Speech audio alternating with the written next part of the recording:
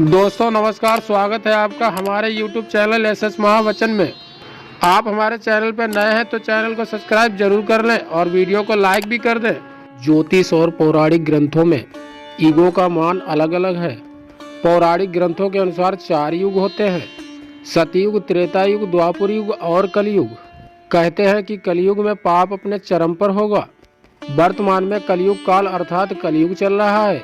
ग्रंथों में इस युग में क्या क्या होगा घटित, यह स्पष्ट लिखा गया है।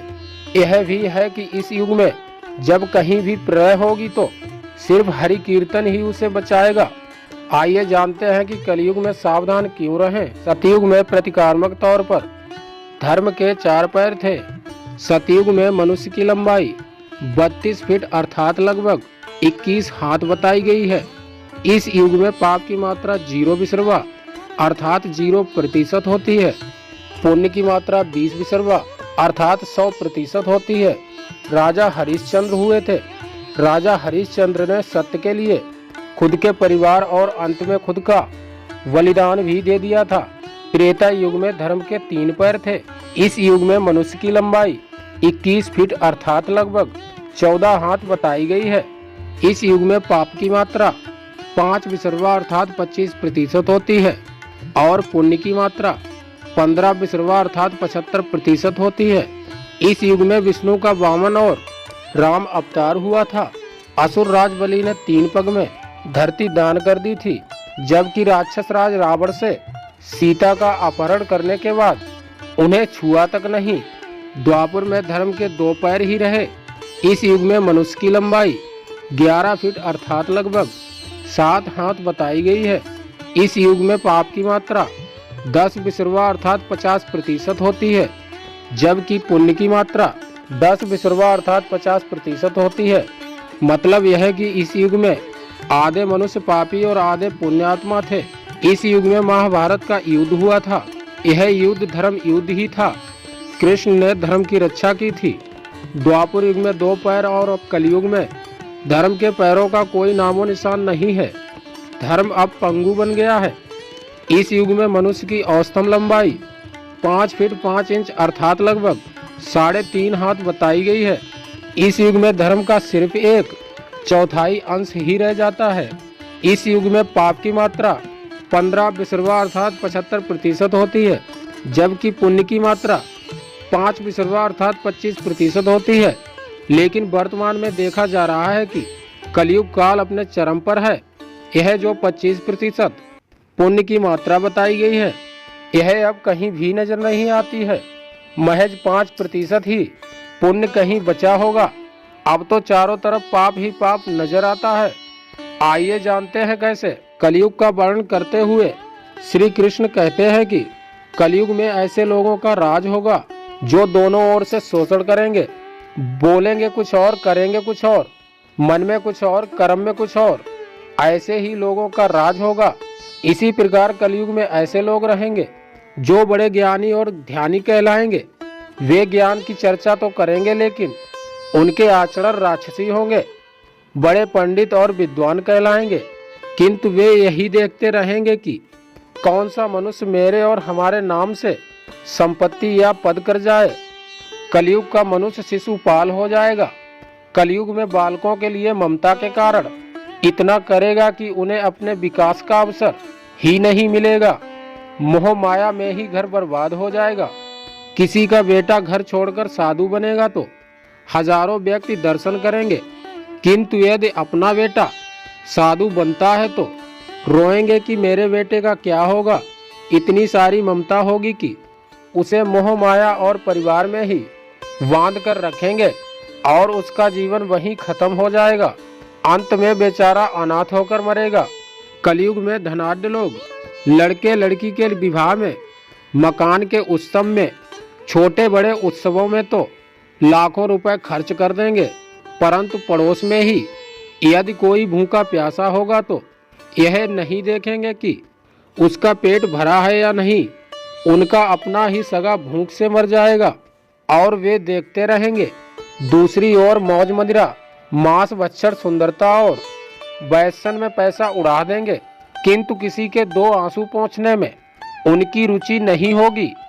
कलयुग में मानव का मन नीचे गिरेगा, उसका जीवन पतित होगा।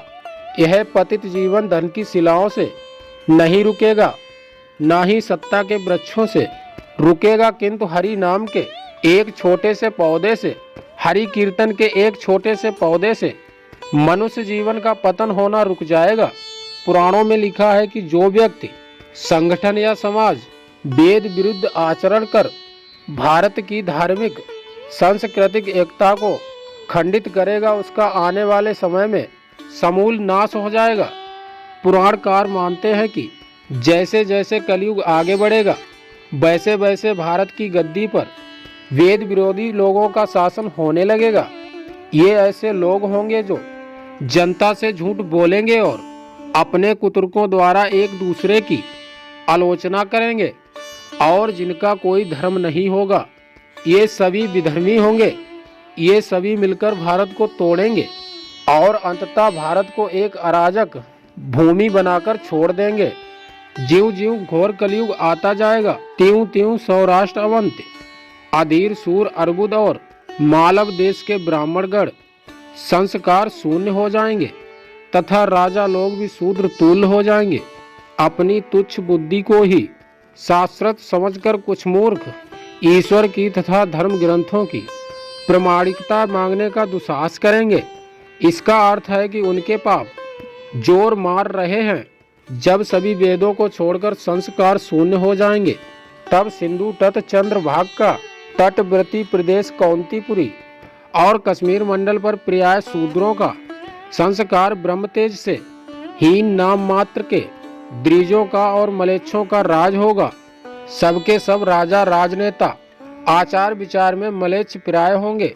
वे सब एक ही समय में भिन्न भिन्न प्रांतों में राज करेंगे। ये सबके सब परले सिरे के झूठे, अधार्मिक और स्वल्प दान करने वाले होंगे। छोटी बातों को ही लेकर ये क्रोध के मारे आग बबूला हो जाएंगे। ये दुष्ट लोग स्त्री, बच्चों और गौ और ब्राह्मणों को मारने में भी नहीं हिचकेंगे। दूसरे की स्त्री और धन हत्या लेने में ये सदा उत्सुक रहेंगे। ना तो इन्हें बढ़ते देर लगेगी और ना घटते। इनकी शक्ति और आयु थोड़ी होगी। राजा के बेस में ये मलेच्छ ही होंगे। वे लूट खसोट कर अपनी प्रजा का खून चूसेंगे। जब ऐसा शासन होगा तो देश की प्रजा में भी वैसी ही स्वभाव, आचरण, भाषण की वृद्धि हो जाएगी। राजा लोग तो उनका शोषण करेंगे ही, आपस में भी वो एक दूसरे के उत्पीड़ित करेंगे और अन्यथा सबके सब नष्ट हो जाएंगे। भागवत पुराण के अनुसार, भविष्य उत्तर पुराण अनुसार ब्रह्मा जी ने कहा है, हे नारद, भयंकर कलयुग के आने पर मनुष्य का आचरण दुष्ट हो जाएगा और योगी भी दुष्ट चित्त वाले होंगे। संसार में परस्पर विरोध फैल जाएगा। द्विज, ब्राह्मण, क्षत्रिय, वैश्य दुष्ट कर्म करने वाले होंगे और विशेषकर राजाओं में चरित्रहीनता आ जाएगी। देश देश और गांव गांव में कष्ट बढ़ जाएगा। संत जन दुखी होंगे। अपने धर्म को छोड़कर लोग दूसरे धर्म का आश्रय लेंगे। देवताओं का देवत्व भी नष्ट हो जाएगा और उनका आशीर्वाद भी नहीं रहेगा। मनुष्यों की बुद्धि धर्म से विपरीत हो जाएगी और पृथ्वी पर मलेच्छों का राज्य का विस्तार हो जाएगा। महर्षि व्यास जी के अनुसार कलयुग में मनुष्यों में वर्ण और आश्रम संबंधी प्रवृत्ति नहीं होगी। वेदों का पालन कोई नहीं करेगा। कलयुग में विवाह को धर्म नहीं माना जाएगा। शिष्य गुरु के अधीन नहीं रहेंगे। पुत्र भी धर्म के पालन नहीं करेंगे। कोई किसी कुल में पैदा ही क्यों न हुआ, जो बलवान होगा वही कलयुग में सबका स्वामी होगा। सभी वर्गों के लोग कन्या बेचकर विवाह करेंगे। कलयुग में जो भी किसी का वचन होगा वही शास्त्र माना जाएगा। कलयुग में मनुष्य में थोड़े से धन में बड़ा घमंड होगा। स्त्रियों को अपने केसों पर ही रूपवती होने का गर्व होगा। कलयुग में स्त्रियां धनहीन पति को त्याग देंगी। उस समय धनवान पुरुष ही स्त्रियों का स्वामी होगा। जो अधिक ही देगा उसे ही मनुष्य अपना स्वामी मानेगा। उस समय लोग प्रभुता के ही कारण संबंध रखेंगे। द्रव्य राशि घर बनाने में ही समाप्त हो जाएगी। इससे दान पुण्य के काम नहीं होंगे और बुद्धि धन के संग्रह में ही लगी रहेगी। सारा धन उपभोग में ही समाप्त हो जाएगा। कलयुग की स्त्रियां अपनी इच्छा के अनुसार आचरण करेंगी। हाव भाव विलास में ही उनका मन लगा रहेगा। अन्याय से धन पैदा करने वाले पुरुषों में उनकी आसक्ति होगी। कलयुग में सब लोग सदा सबके लिए मानता का दावा करेंगे। कलयुग की प्रजा बाढ़ और भूख के भय से व्याकुल रहेगी। सबके नेत्र आकाश की ओर लगे रहेंगे। वर्षा न होने से मनुष्य तपस्वी लोगों की तरह फल फूल व पत्ते खाकर और कितने ही आत्मघात कर लेंगे। कलयुग में सदा अकाल ही पड़ता रहेगा। सब लोग हमेशा किसी न किसी कलेशों में घिरे रहेंगे। किसी किसी को तो थोड़ा सुख भी मिल जाएगा। सब लोग बिना स्नान करे ही भोजन करेंगे। देव पूजा, अतिथि सत्कार, श्राद्ध और तर्पण की क्रिया कोई नहीं करेगा। कलयुग की स्त्रियां लोभी, नाटी, अधिक खाने वाली और मध्य भाग्य वाली होंगी। गुरुजनों और पति की आज्ञा का पालन नहीं करेंगी तथा पर्दे के भीतर भी नहीं रहेंगी। अपना ही पेट पालने के क्रोध में भरी रहेंगी। देह सुध की ओर ध्यान नहीं देंगी तथा असत्य और कटु वचन बोलेंगी। इतना ही नहीं, वे दुराचारी पुरुषों से मिलने की अभिलाषा करेंगी। ब्रह्मचारी लोग वेदों में कहे गए व्रत का पालन किए बिना ही वेदाध्यापन करेंगे। गृहस्थ पुरुष ना तो हवन करेंगे, ना ही सतपात्र को उचित दान देंगे। वनों में रहने वाले वन के कंदमूल आदि से निर्वाह ना करके ग्रामीण आहार का संग्रह करेंगे। और सन्यासी भी मित्र आदि के स्नेह बंधन में बंधे रहेंगे। कलयुग आने पर राजा प्रजा की रक्षा ना करके बल्कि करके बहाने प्रजा के ही धन का अपहरण करेंगे। अधम मनुष्य संस्कारहीन होते हुए उस समय पाखंड की अधिकता और अधर्म की वृद्धि होने से लोगों की आयु कम होती चली जाएगी। स्त्री और 8, 9, 10 वर्ष के पुरुषों से ही संतान होने लगेगी। घोर कलयुग आने पर मनुष्य 20 वर्ष तक भी जीवित नहीं रहेंगे।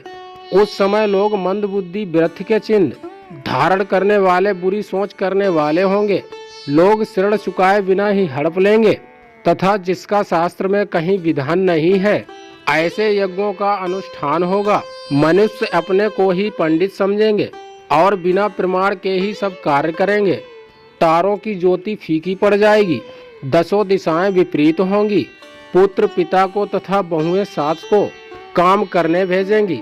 कलयुग में समय के साथ साथ मनुष्य वर्तमान पर विश्वास करने वाले, शास्त्र ज्ञान से रहित, धंधी और अज्ञानी होंगे। जब जगत के लोग सर्वभक्षी हो जाएंगे, स्वयं ही आत्मरक्षा के लिए विवश हो जाएंगे अथवा राजा उनकी रक्षा करने में असमर्थ हो जाएंगे, तब मनुष्यों को क्रोध, लोभ की अधिकता हो जाएगी। कलयुग के अंत के समय बड़े बड़े भयंकर युद्ध होंगे। भारी वर्षा, प्रचंड आंधी और जोरों की गर्मी पड़ेगी। लोग खेती काट लेंगे, कपड़े चुरा लेंगे, पानी पीने का सामान और पेटियां भी चुरा ले जाएंगे। चोर अपने ही जैसे चोरों की संपत्ति चुराने लगेंगे। हत्यारों की भी हत्या होने लगेगी। चोरों से चोरों का नाश हो जाने के कारण जनता का कल्याण होगा। युगांत काल में मनुष्य की आयु अधिक से अधिक 30 वर्ष की होगी। मनुष्य की औसत आयु 20 वर्ष की ही रह जाएगी। 5 वर्ष की स्त्री गर्भवती हो जाया करेगी। 16 वर्ष में लोग वृद्ध हो जाएंगे और 20 वर्ष में मृत्यु को प्राप्त हो जाएंगे। इंसान का शरीर घटकर बौना हो जाएगा। ब्रह्म वैवर्त पुराण में बताया गया है कि कलयुग में ऐसा समय भी आएगा जब इंसान की उम्र बहुत कम रह जाएगी। युवा अवस्था समाप्त हो जाएगी। कली के प्रभाव से प्राणियों के शरीर छोटे छोटे छीण और रोगग्रस्त होने लगेंगे।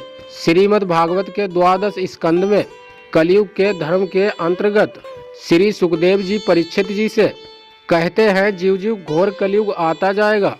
त्यों त्यों उत्तरोत्तर धर्म, सत्य, पवित्रता, क्षमा, दया, आयु, बल और स्मरण शक्ति का लोप होता जाएगा, अर्थात लोगों की आयु भी कम होती जाएगी। जब कली काल बढ़ता चला जाएगा, कलयुग के अंत में जिस समय कल की अवतार अवतरित होंगे, उस समय मनुष्य की परम आयु केवल 20 या 30 वर्ष होगी। जिस समय कल की अवतार आएंगे, चारों वर्णों के लोग शूद्रों बोने के समान हो जाएंगे। गौएं भी बकरियों की तरह छोटी छोटी और कम दूध देने वाली हो जाएंगी। कलयुग के अंत में संसार की ऐसी दशा होगी कि अन्न नहीं उगेगा। लोग मछली, मांस ही खाएंगे और भेड़ व बकरियों का दूध पिएंगे। गाय तो दिखना भी बंद हो जाएगी। होगी तो बकरी समान होगी। एक समय ऐसा आएगा जब जमीन से अन्न उपजना बंद हो जाएगा, पेड़ों पर फल नहीं लगेंगे, धीरे धीरे ये सारी चीजें विलुप्त हो जाएंगी। गाय दूध देना बंद कर देगी, स्त्रियां कठोर स्वभाव वाली व कड़वा बोलने वाली होंगी, वे पति की आज्ञा नहीं मानेंगी। जिसके पास धन होगा उसी के पास स्त्रियां रहेंगी। मनुष्य का स्वभाव गधों जैसा, दुसह केवल गृहस्थी का भार ढोने वाला रह जाएगा। लोग विषही हो जाएंगे, धर्म कर्म का लोप हो जाएगा। मनुष्य जपर हित नास्तिक व चोर हो जाएंगे, सभी एक दूसरे को लूटने में रहेंगे। कलयुग में समाज हिंसक हो जाएगा, जो लोग बलवान होंगे उनका ही राज चलेगा। मानवता नष्ट हो जाएगी, रिश्ते खत्म हो जाएंगे, एक भाई दूसरे भाई का शत्रु हो जाएगा। जुआ शराब पर स्त्री गमन और हिंसा ही धर्म होगा। पुत्र पिता का और पिता पुत्र का वध करके भी उद्घिन नहीं होंगे। अपनी प्रशंसा के लिए लोग बड़ी बड़ी बातें बनाएंगे, किंतु समाज में जिनकी निंदा नहीं होगी उस समय सारा जगत म्लेच्छ हो जाएगा। इसमें संयम नहीं, एक हाथ दूसरे हाथ को काटेगा। कलयुग में लोग शास्त्रों से विमुख हो जाएंगे, अनैतिक साहित्य ही लोगों की पसंद हो जाएगी, बुरी बातें और बुरे शब्दों का ही व्यवहार किया जाएगा। स्त्री और पुरुष दोनों ही अधर्मी हो जाएंगे। स्त्रियां पतिव्रत धर्म पालन करना बंद कर देंगी और पुरुष भी ऐसा ही करेंगे। स्त्री और पुरुषों से संबंधित सभी वैदिक नियम विलुप्त हो जाएंगे। अंत में इस घोर कलयुग से बचने का एकमात्र बचने का तरीका यह है कि व्यक्ति को वेदों की ओर लौट आना चाहिए और हर समय हरि कीर्तन करके खुद को सुरक्षित रखना चाहिए। जो व्यक्ति धर्म से विमुख होकर रहेगा वह कहीं भी कभी भी अकाल मौत को प्राप्त होगा या हर समय दुखी और संकटों से ही घिरा रहेगा। दोस्तों, अगर आपको हमारी वीडियो पसंद आई हो तो चैनल को सब्सक्राइब जरूर कर लें और घंटे को दबा के ऑल पर सिलेक्ट जरूर कर लें ताकि नई नई अपडेट आप तक पहुंचती रहे। आज के लिए इतना ही दोस्तों, जय श्री राम।